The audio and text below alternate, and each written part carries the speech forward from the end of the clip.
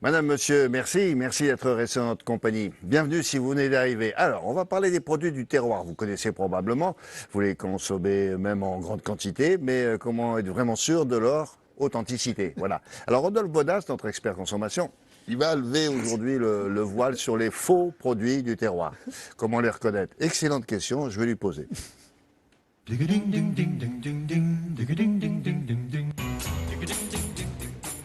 Comment les reconnaître? C'est pas facile. Mais en revanche, j'ai une question préalable. Est-ce que les Français sont très attachés, comme je l'ai dit, à leur terroir? Ouh là là, oui. Ouh là là, oui, William, vous avez raison.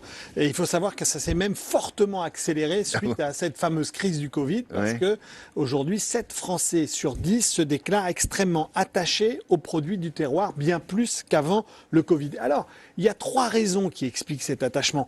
La première, c'est bien sûr quand on parle de terroir, on a la notion, la sensation qu'on va mieux manger. C'est-à-dire que ce sont des produits dans lesquels il va y avoir moins d'additifs, moins de produits de colorants, si vous voulez. Oui, plus naturel. Plus naturel, exactement. Moins artificiel et donc un peu plus d'authenticité. La deuxième raison, c'est que lorsqu'on parle de produits du terroir, on est tout de suite en train de se projeter dans une zone géographique. Ouais. Quand ça vient de chez nous. Et donc là, on se dit, si c'est chez nous, ça va respecter un certain nombre de standards de qualité. Appellation géographique. Voilà, protégée, donc on se dit, voilà. Donc, tout ça, quand on compare à des produits d'importation qui sont parfois pas forcément soumis aux mêmes règles, et donc du coup, quand ça vient de chez nous, là, c'est bien contrôlé. Et puis, le dernier élément, ça c'est aussi de plus en plus important, c'est que lorsqu'on parle de produits du terroir, on a la sensation aussi que l'on fait du bien à notre circuit économique, c'est-à-dire à nos agriculteurs. Voilà, acheter français, nos emplettes sont nos emplois, souvenez-vous, et bien là c'est bien ça, nos emplettes sont nos emplois. Oui, ça c'est de vous, ça? C'est pas forcément de moi, ça date d'il y a quelques années, oui.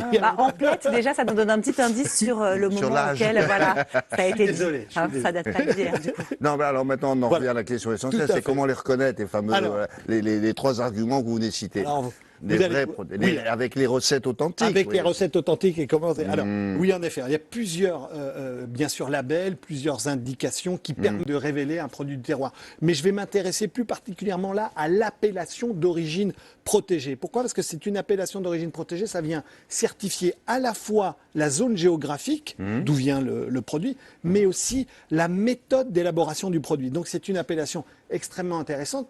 Et c'est la raison pour laquelle nous sommes allés sur le terrain, William, rencontrer David Caorel, qui est un producteur de camembert au lait cru.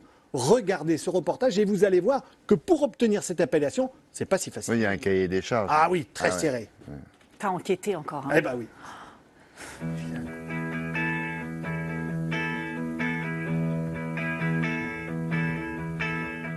Une robe tricolore, une silhouette arrondie et surtout des taches autour des yeux, pas de doute, il s'agit bien d'un troupeau de vaches normandes. Leur lait fait la fierté de David Caorel, éleveur et producteur de camembert de Normandie, AOP. Le goût du camembert AOP, ça va être principalement le lait qui a été produit par nos vaches laitières normandes, donc la race, l'herbe. Ici en baie du Mont-Saint-Michel, on a nous des sols limoneux-argileux qui vraiment donnent un goût très spécifique. Et en dernière, on a aussi la main du fromager qui va vraiment, lui, sublimer le lait pour en tirer les meilleures valeurs, quoi. L'AOP, ou l'appellation d'origine protégée, est un label au cahier des charges très exigeant. Il garantit autant les propriétés du sol qui vont définir la matière première que le savoir-faire du producteur. Le cahier des charges, il a été fait pour être vraiment au plus proche de ce qui a été fait traditionnellement. Et on est vraiment très loin des systèmes industriels, quoi. Les producteurs comme David subissent plusieurs fois par an des inspections de leur exploitation. Pour cette association de consommateurs, ces inspections constituent une garantie de qualité. Ce sont des organismes certificateurs qui sont indépendants, qui vont aller effectivement sur l'exploitation et on va relever en fait tout le process d'élevage ou de production. Il y a une étape de dégustation du produit, souvent à l'aveugle, voir si tout est conforme et c'est dans ce sens-là qu'il y aura un label ou non. Pourtant, ce n'est pas le camembert qui est protégé par l'AOP, mais bien son origine. Seul le camembert de Normandie est protégé par une AOP. On a en France pour réussir à protéger le mot camembert. Donc du coup, on peut faire n'importe quoi, n'importe comment, appeler ça du camembert et vous avez le droit de le faire. Quand on sait que 92% des camemberts vendus en France sont industriels, comment identifier les véritables produits du terroir? Là, par exemple, vous pouvez voir, hein, c'est un camembert très connu qui va mentionner 100% lait normand, ce qui ne veut rien dire. Ici, c'est la même chose. On a également un camembert avec la petite ferme, voilà. Tout ça, c'est du marketing et ça trompe en fait le consommateur. Ici, on a un vrai camembert, on retrouve le label AOP, donc c'est déjà ce gage de qualité, et il est produit avec du lait cru, et donc non du lait pasteurisé comme les deux autres. Au moment de choisir votre fromage du terroir, préférez l'appellation camembert de Normandie et vérifiez la présence du logo AOP. Bon, j'espère que vous aimez le camembert. Allez-y. C'est bon.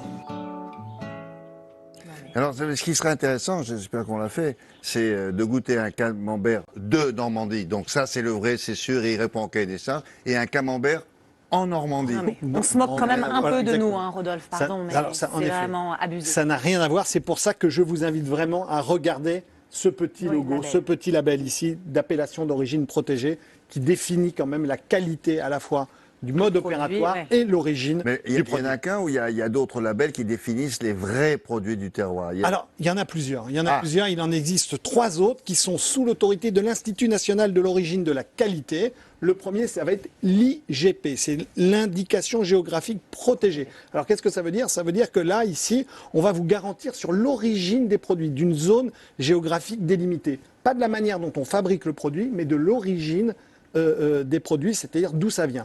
Deuxième label, et là qui est tout nouveau, c'est la spécialité traditionnelle garantie, STG. Là, c'est l'inverse de l'IGP, c'est-à-dire que ça peut venir de n'importe où. En revanche, on va s'attacher ici à la manière Dont dont il est c'est fabriqué. produit, dont c'est fabriqué. Hein, c'est un label. On a beau le produire à l'autre bout de la France, mais il est fabriqué de la même façon qu'en bas. Exactement, tout à fait, même au niveau européen. C'est pour ça qu'en France, il n'y en a pas beaucoup. Il n'y a que 2 produits qui sont STG. C'est les moules de Bouchot et le Berthoud. Non, Le on l'a Berthoud, pas. alors en Bah, effet, ça, c'est nous une en a pas parlé, recette Raphaël savoyarde Marchal. à base de fromage d'abondance.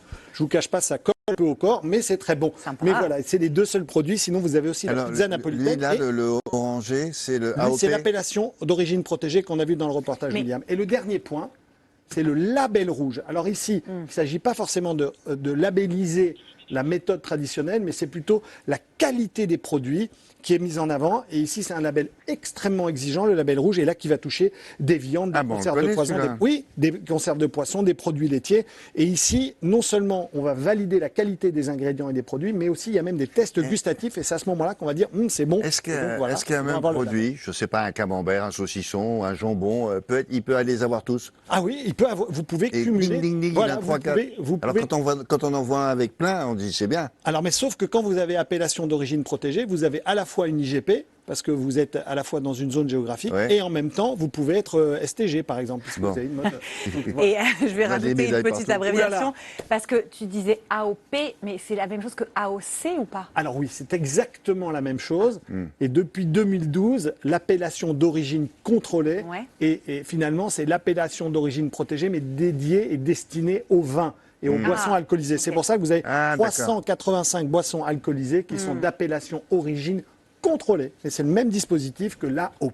Mais si on veut vraiment des produits dits du terroir, ils comportent automatiquement l'un de ces labels dont vous venez de parler, un de ces 3 là. Pas du tout, William, Ah non, pas du c'est tout. pas En vrai. effet, vous pouvez avoir des produits du terroir qui n'ont On a pas le mal à la label. tête. Pourquoi? Parce que ça coûte assez cher d'avoir de finalement adhérer à ces labels. Ce sont des investissements importants. Donc vous pouvez avoir des produits du terroir qui sont très bons, mais qui ne sont pas labellisés. En revanche, vous pouvez aussi avoir des produits qui Non ne mais sont là, pas faut du terroir. compliquer les choses, là, Rodolphe. Mais j'y peux rien. Alors on n'y peut rien. Nous, on ne sait pas quand on se balade au supermarché, vous vous rendez compte Alors, le point de ouais. je vais quand même vous donner quelques Une astuces. astuce. Voilà, quelques astuces. Un, il faut quand même que vous soyez extrêmement vigilant sur la surmise en valeur dans les packaging, les produits que vous achetez, quand vous voyez des drapeaux tricolores, des fermes, tous ces trop, c'est ingrédients. trop. Voilà. Surtout, retournez le produit et regardez ce qui a marqué derrière. Non, mais ça tient un peu de choses. C'est Ah, camembert de Normandie ou camembert normand. Non, voilà, Ouais, non, exactement. Alors, voilà, ou lait de Normandie ne veut pas dire camembert de Normandie, par exemple. Vous voyez ce que tout ça devient très compliqué. Ça C'est pour ça. un petit peu pour des idiots, non sachez que la DGCCRF, dont on parle souvent ici, a fait en 2016 7000 contrôles sur ce C'est le dispositif. contrôleur oui. Voilà, et il y a 20% qui étaient des anomalies, et particulièrement, je veux juste vous éclairer sur quelques produits, le miel. Sachez une chose, Oh là là, c'est le que miel. le miel, 80% du miel que nous consommons en France vient de l'extérieur. Ah, mon Or, beaucoup de miel aujourd'hui comporte le fameux drapeau bleu, blanc, rouge. Donc regardez, retournez. Mais Alors c'est qu'en la fait, même ça chose. vient de Chine, quoi. Ça vient souvent de Chine. C'est Et souvent, ce qu'il y a, c'est que même les miels sont agglomérés. Il est très rare d'avoir Un miel dans un pur pot de d'une miel. même région. Exactement, d'une même région, de la même miellerie, encore moins. C'est pour Et ça puis qu'il fallait enfin, protéger les abeilles. méfiez-vous du savon de Marseille, des champignons de Paris, de la moutarde de Dijon, des escargots de Bourgogne. Tout ça, ça peut être produit bien ailleurs qu'en Bourgogne, qu'à Dijon, qu'à Marseille. Il y a même Mais pour il y en a l'escargot quand en même qui Bourgogne. sont à AOP ou pas du tout. Oui. Il y en a certains, surtout les savons de Marseille. Voilà. D'accord. Non, mais voilà. Non, oui, il y en a certains qui sont aussi à bien sûr. Bon, Voilà. et bonne chance, hein, si vous voulez faire vos courses ce week-end. En résumé, Attends, bonne c'est pas chance. fini parce que là encore, on va exercer vos talents de consommateur. On n'a jamais acheté autant de voitures d'occasion Ouais. pour cause évidemment de crise Diverses. sanitaire, dépenser de l'argent, etc. 6 millions de voitures de seconde main ont été vendues en 2021. Vous vous rendez compte, c'est énorme. C'est un record inédit sur une année. Alors plus accessible et surtout elles sont moins chères. Il faut cependant faire attention avant de se lancer dans ce genre d'achat, car il y a pas mal de pièges qu'on peut éviter. Comment on fait? On demande à Caroline Turbide, bien sûr, de vous donner ses conseils, ses astuces pour ne pas se faire avoir.